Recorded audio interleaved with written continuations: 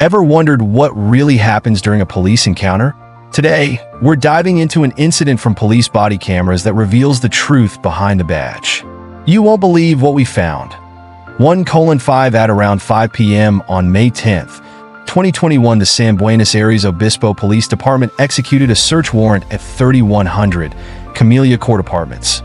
The reason was that the owner of the house, Edward Kilon, was suspected of being a driver.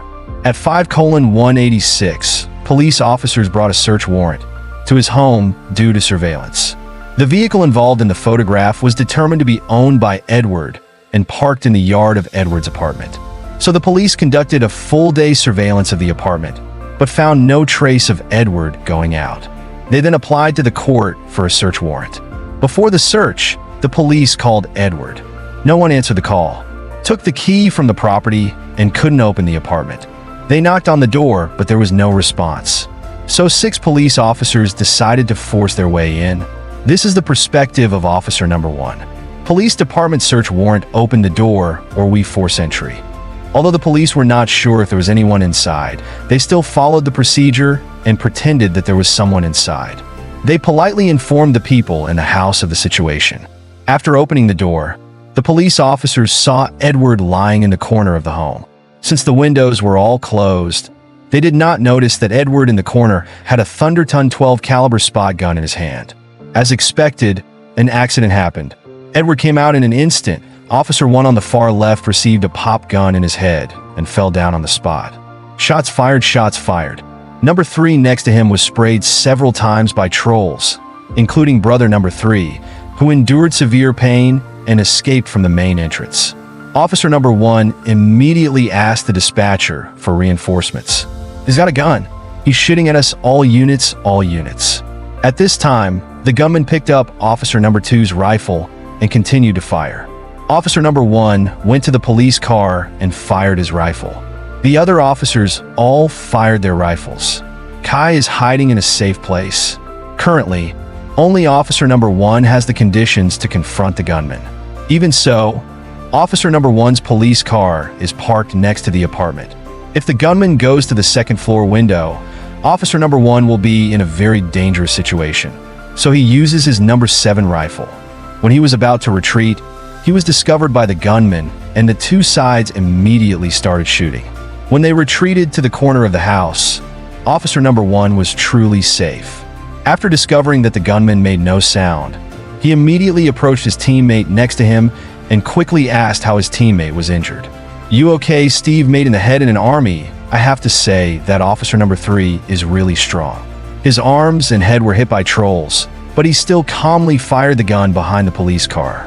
"Here you go, I think so." He came out, he pointed his gun at me from the gunshots in the background. We heard the clenched gunman fire another shot. We learned that a large number of police officers arrived and formed a tactical team with shields and rushed into the house. The gunman Edward was dead. The incident report showed that Edward had hit on his left. This was Edward's final result. He was hit 6 on his torso, 3 on his buttocks, and 4 on his limbs. He was hit many times on his body. Records show that Edward had non-violent crimes involving alcohol, drugs, and property-related crimes. Before the historical incident, Edward lost his 2 jobs at the rock climbing gym and the gym. Then his girlfriend broke up with him. Under the double blow, Edward's mental state became extremely unstable. His mother, Caroline, had applied for mental health welfare checks many times and even requested he was placed in a mental hospital according to section of the Welfare Act, and a welfare check was indeed conducted.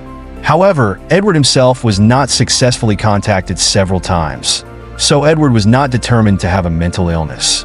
However, this also became problem. The reason for suing the police was that he believed that the police's tactical entry into Edward's home was improperly handled.